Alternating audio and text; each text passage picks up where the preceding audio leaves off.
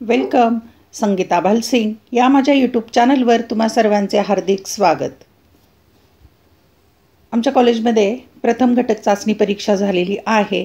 त्याच्या प्रश्नपत्रिका मी यापूर्वी तुम्हाला दिलेल्या आहेत, परंतु आज त्याची उत्तरपत्रिका तयार केलेली आहे. ती पहा, उत्तरं तुमची बरोबर आहेत का. विषय आहे अर्थशास्त्र. प्रथम घटक चाचणी परीक्षा यावर्षीची इयत्ता 11वी कला आणि वाणिज्य या दोन्ही शाखांना हा विषय आहे. गुण 25 आहेत आणि 1.5 तासाचा वेळ आहे. या प्रश्नपत्रिकेमध्ये जी उत्तरं आहेत ती तुम्ही चेक करून घ्या, तुमची बरोबर आहेत किंवा नाहीत. चला तर पाहूया. इयत्ता 11वी कला आणि वाणिज्य या शाखेची अर्थशास्त्र या विषयाची प्रश्नपत्रिका, ज्याची उत्तरं मी तुम्हाला देत आहे आणि उत्तरं कशी लिहायची ते पण समजून सांगते. काही विद्यार्थ्यांनी कमेंट केलेली आहे की ही उत्तरं आम्हाला समजून सांगा. प्रश्न क्रमांक पहिला, सहसंबंध पूर्ण करा. त्याच्यासाठी 5 गुण आहेत. 1 भौतिकशास्त्र, मग इथे रिकामी जागा आहे आणि मानसशास्त्राचा संबंध सामाजिक शास्त्राशी आहे. आपण शास्त्राचे 2 प्रकार शिकलेलो आहोत. एक आहे सामाजिक शास्त्र आणि दुसरं आहे नैसर्गिक शास्त्र. म्हणून इथे भौतिकशास्त्राच्या इथे चौकटीमध्ये उत्तर येणार आहे नैसर्गिक शास्त्र. अगदी सोपं होतं हे. शास्त्राचे 2 प्रकार हे. क्रमांक 2 अर्थशास्त्र कौटिल्य, म्हणजे कौटिल्याने अर्थशास्त्र हा ग्रंथ लिहिला. तर राष्ट्राची संपत्ती हा ग्रंथ कोणी लिहिला ते चौकटीत उत्तर लिहायचं. आता ते तुम्ही पाठच केलेलं असलं पाहिजे. ॲडम स्मिथ यांनी लिहिलेला हा ग्रंथ आहे. 3 वस्तू पैसा आहे, शंख, शिंपले, त्याचा संबंध. आता क्रेडिट कार्डचा संबंध कशाशी आहे, तर अगदी सोपा आहे, तो पैशाचा प्रकार आहे. 3 प्लॅस्टिक पैसा म्हणजे क्रेडिट कार्ड. 4 वस्तू विनिमयामध्ये वस्तूचा वापर होतो. तर आधुनिक अर्थव्यवस्थेमध्ये विनिमयासाठी कशाचा वापर होतो, तर तो होतो पैशाचा वापर. म्हणून तिथे उत्तर येईल 4 पैसा. नंतर 5 पैशाचे प्राथमिक कार्य आहे विनिमयाचे माध्यम. तर मूल्य हस्तांतरण हे कोणतं कार्य आहे. पैशाची आपण 3 कार्य अभ्यासली आहे, प्राथमिक, द्वितीय किंवा दुय्यम आणि इतर अनुषंगिक कार्य. तर हे काय आहे, मूल्य हस्तांतरण दुय्यम कार्य आहे. म्हणून लिहायचं पैशाचे दुय्यम कार्य मूल्य हस्तांतरण, असा सहसंबंध लिहायचा आहे. प्रश्न पहिल्यातलाच आहे. खालील उदाहरणांच्या आधारे संकल्पना ओळखून ती स्पष्ट करा. कोणत्याही 3 6 गुण आहेत. तर 5 पैकी 3 सोडवायच्या, 6 गुण आहेत म्हणजे एका संकल्पनेला 2 गुण. संकल्पना ओळखायला 1 गुण आणि स्पष्टीकरणासाठी 2 गुण. 1 रमेशच्या कुटुंबाच्या वार्षिक उत्पन्नाचा अभ्यास. 2 करुणाची आई तिच्या पगारातून दरमहा 1000 रुपये वाचवते. 3 बबनराव त्यांचे पैसे राष्ट्रीयकृत बँकेत ठेवतात. 4 राष्ट्रीय चलनाचा अपव्यय टाळण्यासाठी काही वेळेस प्रचलित चलन प्रतिबंधित करण्यात येते. आणि 5 चारूने तिच्या लहान भावासाठी डेबिट कार्ड वापरून शर्ट खरेदी केला. आपण त्याची उत्तरं पाहूया. क्रमांक 1 रमेशच्या कुटुंबाच्या वार्षिक उत्पन्नाचा अभ्यास. उत्तर लिहायचं. पहिल्यांदा उदाहरणातील संकल्पना आहे वैयक्तिक आर्थिक चल. संकल्पना लिहिली की याचा 1 गुण मिळेल आणि संकल्पनेचे स्पष्टीकरणासाठी 2 गुण. जे आर्थिक चल विशिष्ट व्यक्ती, विशिष्ट कुटुंब, विशिष्ट उद्योग संस्था इत्यादींशी संबंधित असते, अशा आर्थिक चलास वैयक्तिक आर्थिक चल म्हणतात. वैयक्तिक आर्थिक चलाचा सूक्ष्म अर्थशास्त्रात अभ्यास केला जातो. एवढं लिहिलं की तुम्हाला 2 गुण मिळतील. क्रमांक 2 करुणाची आई तिच्या पगारातून दरमहा 1000 रुपये वाचवते. उदाहरणातील संकल्पना आहे वैयक्तिक बचत आणि संकल्पनेचे स्पष्टीकरण भविष्यातील गरजा पूर्ण करण्यासाठी सध्याच्या उपभोगाचा त्याग करून शिल्लक ठेवण्यात येणारा सध्याच्या वैयक्तिक उत्पन्नाचा भाग म्हणजे वैयक्तिक बचत होय. क्रमांक 3 बबनराव त्यांचे पैसे राष्ट्रीयकृत बँकेत ठेवतात. उदाहरणातील संकल्पना आहे प्राथमिक ठेव. संकल्पनेचे स्पष्टीकरण लिहायचं. लोकांनी बचत करून बँकेत ठेवलेले पैसे म्हणजे प्राथमिक ठेवी होत. क्रमांक 4 राष्ट्रीय चलनाचा अपव्यय किंवा अयोग्य वापर टाळण्यासाठी काही वेळेस प्रचलित चलन प्रतिबंधित करण्यात येते. उदाहरणातील संकल्पना आहे विमुद्रीकरण. संकल्पनेचे स्पष्टीकरण लिहायचं. विशिष्ट नाण्यांचा किंवा नोटांचा विधिग्राह्य पैसा म्हणून वापर थांबवणे म्हणजेच विशिष्ट नाणी किंवा नोटा चलनातून बाद करणे म्हणजे विमुद्रीकरण होय. म्हणजे काही चलन बंद करायचं, याचा अर्थ विमुद्रीकरण. 5 चारूने तिच्या लहान भावासाठी डेबिट कार्ड वापरून शर्ट खरेदी केला. उदाहरणातील संकल्पना आहे प्लॅस्टिक पैसा. डेबिट कार्ड, क्रेडिट कार्ड हे प्लॅस्टिक पैसा आहे. संकल्पनेचे स्पष्टीकरण लिहायचं. आधुनिक काळात व्यवहारासाठी वापरण्यात येणारे डेबिट कार्ड्स, क्रेडिट कार्ड्स म्हणजे प्लॅस्टिक पैसा होय.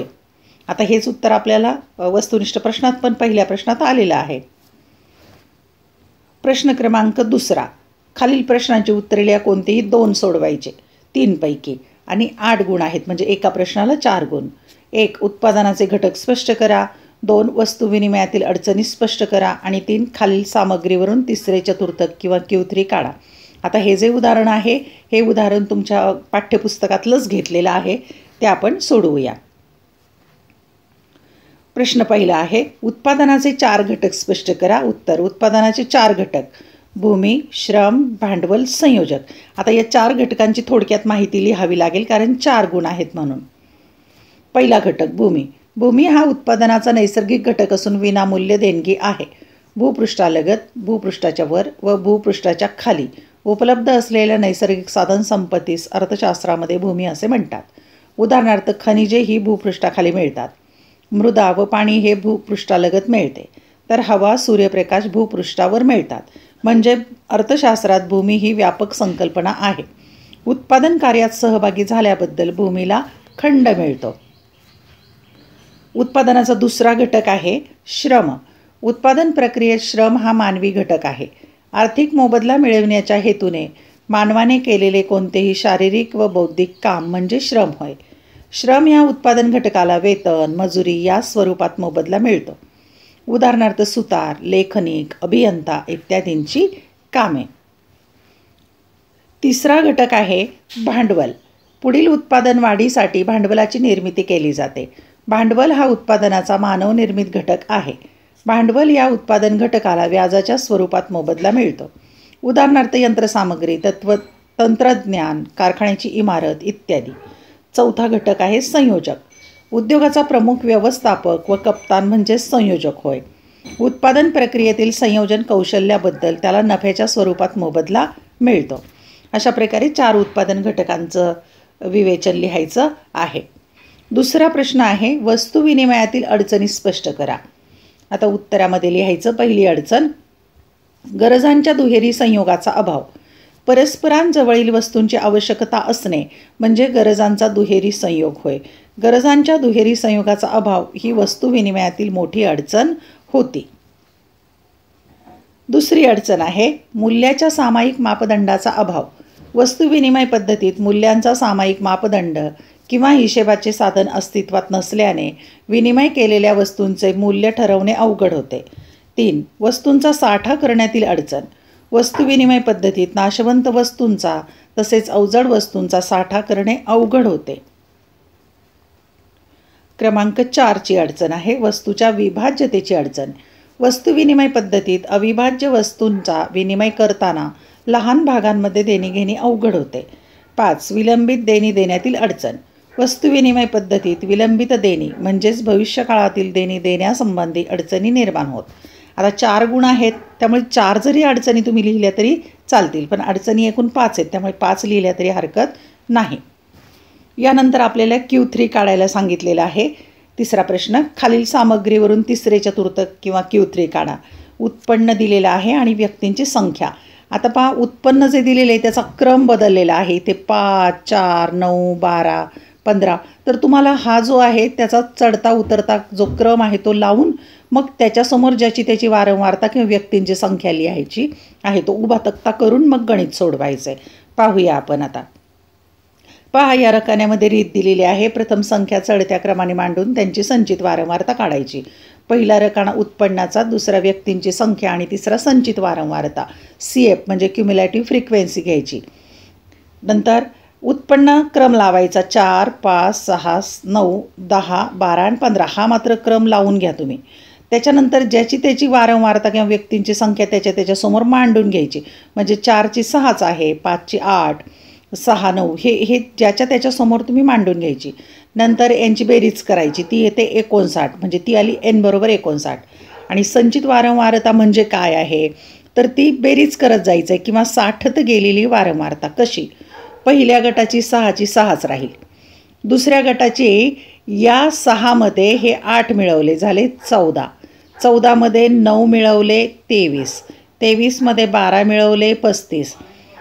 35मध्ये 10 मिळवले 45. 45मध्ये 8 मिळवले 53. 53मध्ये 6 मिळवले 59. आता हे जे 59 आहेत ते इथे n बरोबर 59 आलेत, म्हणजे आपली बेरीज बरोबर आहे. ही बेरीज सगळी बरोबर करा, नाहीतर मग तुमचं उत्तर चुकेल. आता पहा, n बरोबर 59 आलेलं आहे. हे लक्षात ठेवा. आपण पुढच्या पानावर पाहूया की Q3 कसं काढायचं. मग सूत्र आहे Q3 बरोबर कंसाच्या बाहेर 3, म्हणजे हे गुणिले आहेत. कंसामध्ये n अधिक 1/4च्या पदाचं मूल्य काढायचं आहे. मग किमती nची किंमत काय माहिती आहे आपल्याला 59 आहे, ती टाकून घ्यायची.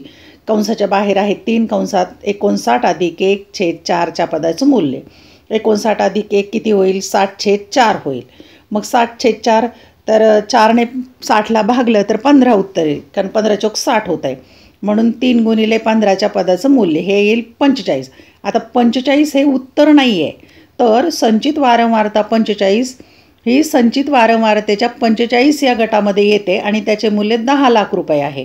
म्हणून 10 लाख रुपये तिसरं चतुर्थक आहे.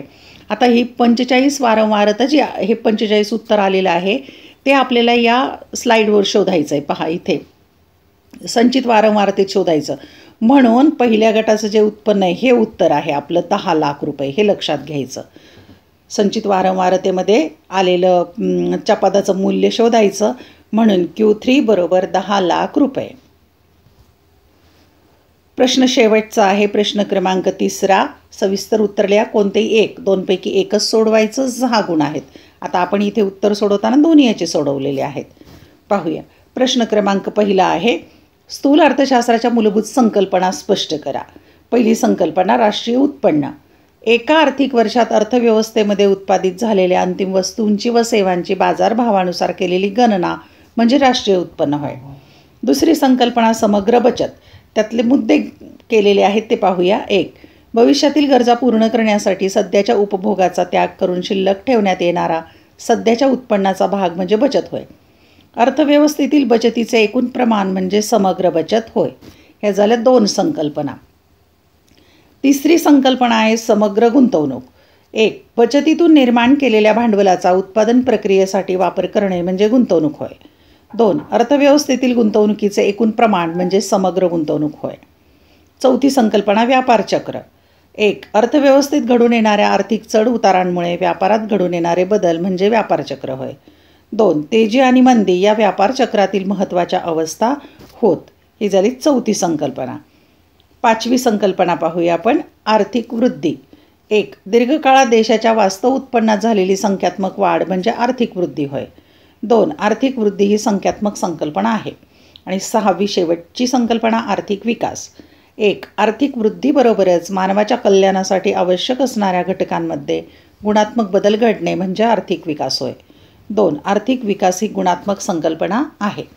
असं या 6 संकल्पना लिहायच्या 6 गुणांच्यासाठी. दुसरा प्रश्न आहे, पैशाचे प्रकार स्पष्ट करा. 1. पशुपैसा. इतिहासपूर्व काळात शेळ्या, मेंढ्या इत्यादी पशूंचा पैसा म्हणून वापर केला जात असे. 2. वस्तुपैसा. पशुपैशाच्या वापरानंतर प्राण्यांची कातडी, शिंपले, मीठ, दुर्मिळ वस्तू, दगड इत्यादी वस्तूंचा पैसा म्हणून वापर केला जाऊ लागला.